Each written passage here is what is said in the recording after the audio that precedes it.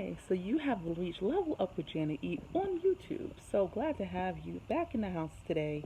Today we are starting a new series and we're going to be talking about something important. What's in a name? What is in a name? We're going to go over that when we talk about purpose, when we talk about your gifts, when we talk about what you call yourself. So this first part is about what do you call yourself? See you soon.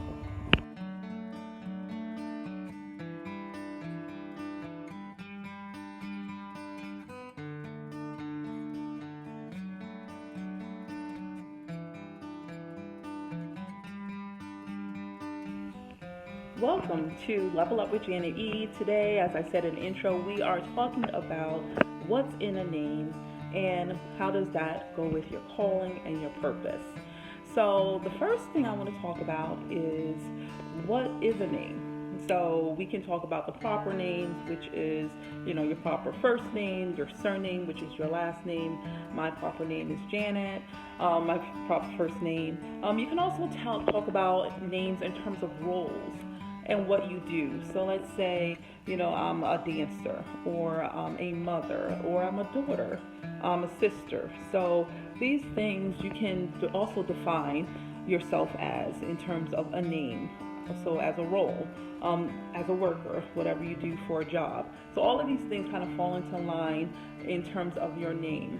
But they also define you as a person. Because once somebody hears that, let's say you say you're a mother, they know, okay, you have children, okay, how does that person, how are they as a mother? Are they kind? Most people think mothers are kind and gentle and friendly and loving. Also, if you're a sister, okay, so you have another sister, and maybe they're competitive towards each other, maybe they're sweet and nice towards each other. So there's all these different tags that go on to these definitions of names. So, but let's see what God calls you, what God's name is for you. We know that He calls you redeemed. We know that. We know that He calls you son or daughter of God. We know that. So there's something about being able to fulfill your purpose and your destiny by being called a name that God gives you, by being called a definition of a role that God gives you. So I want to talk about one of the names that's really prolific in the Bible in terms of how He changed His name and that therefore changed His purpose as well. So you probably know who I'm already talking about. So Saul Tarsus, and he changed his name to Paul.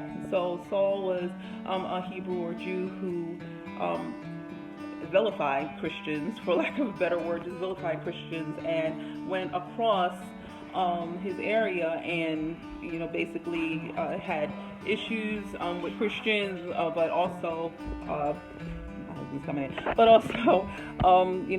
asked people to kill Christians, asked people to destroy Christians. So he was very strong in his convictions about Christians and about how he felt about the Christian community. So let's turn it around. He went on the road to Damascus. He had his awakening with Jesus, and then Ananias was told to go there and open his eyes that God had shut, or Jesus had shut. And then from there, he truly was awakened into what is the purpose for his life. And that's when he started using the term Paul.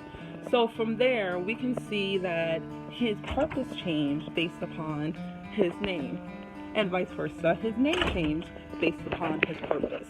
So he was able to get that fulfillment of who he was, not only from how God instilled in him that spirit of being able to reach Christians in different communities, because remember, he went out to all these different places according to the New Testament, and you can see in the books of the New Testament, he went out to all these different places with the Ephesians, with the Philippians and everything, and preached the gospel there based upon what he saw was the culture of the people. So not only did God give him and Jesus give him that knowledge and that intellect, he also gave him that name to be able to move through as a Roman, and this was a Roman name, Paul, to be able to interact with Gentiles. So God is going to give you a name and a purpose. And the name and the purpose goes together, hand in hand, line by line. So once you change, and once you have your purpose in hand, and once again, you may be still discovering your purpose, but once God gives you that purpose, you have to start to move forward with that. And things may change around you. Once again, your name may change, how people define you may change, but that doesn't matter because God's definition is the only definition that matters. So once again, your name may change among people who know you. So you may be change from, okay, this person used to smoke a lot of weed to now, okay, this person's a Christian, or this person, used to do, drink alcohol, but now they're a Christian. So all of this is going to, firefly, all of this is going to change how people see you and define you. But that means that there's a transformation going on the inside. So as your name is changing, as the definition of you are changing, and you're fulfilling your purpose and your calling, you're getting into the Spirit of God and what He wants you to be. So all these things that need to be rooted out are going to get rooted out, and what's going to be planted in by God is going to be planted in. So those new names are going to be planted in, like redeemed, not forsaken, blessed. So all of these things, favored, all of these things are going to be planted in and rooted into you. So know that people are going to see around you, and your name may change among certain circles, but know that there is a purpose behind that. So I'm going to see you soon after we do these dance moves, and then we'll talk about the second part of your name and your purpose. See you soon. Okay, so we're going to be doing what's called an arabesque. It's an arabesque, which is a lift of the leg, usually to the back. You can also kind of move it around, but usually it's the lift of the leg to the back. So turning sideways.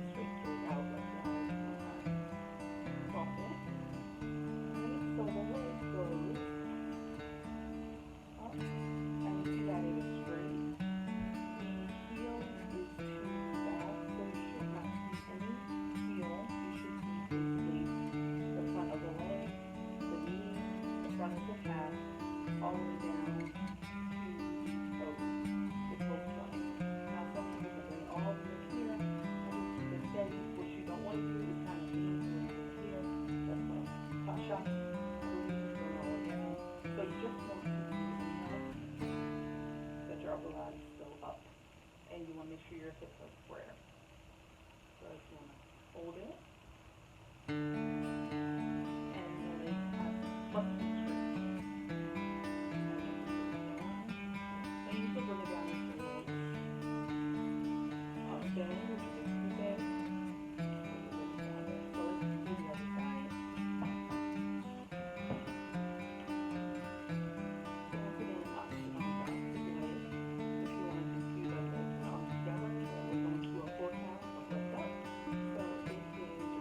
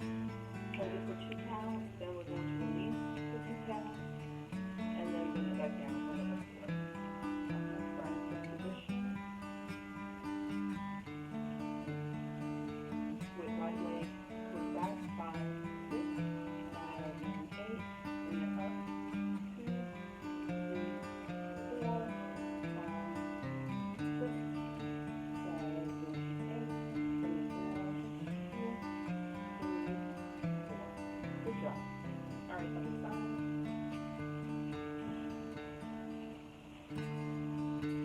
Okay, with this position up, the arms opposite way. 1, 2, 3, 4, hold it. 5, 6, 7, then 8, you can over to 4, then bring it down. 1, 2, 3, 4. All right, good job. So keep on practicing those Arabesques. Those are great on just building up your whole leg, and then it also works your back as well. All right. Hey there. So glad you're back. So we are talking about the second part of what's in the name and what is your calling and your purpose. So I was reading something that was so interesting to me yesterday about your calling and your purpose and what a name is. So we spoke a little bit about Paul and his name from his change from Saul to Paul. There are so many references in the Bible to people changing their name, from Sarah to Sarah, Abraham changing his name, so many people who changed their name because their purpose changed. So this one came up for me about what is God calling you to do. So it says, God is calling you today to a life of quiet obedience and faithful trust in every situation, in every conversation. That's powerful. Every conversation. So imagine every situation and every conversation, He is calling you to trust in Him and fulfill His purpose. So every single instance you're doing something has a purpose. God is calling you today to use the skills and talents He has blessed you with right where you are. So once again, it's not about moving to a different place. It's not about moving to a different location unless God has called you to do that.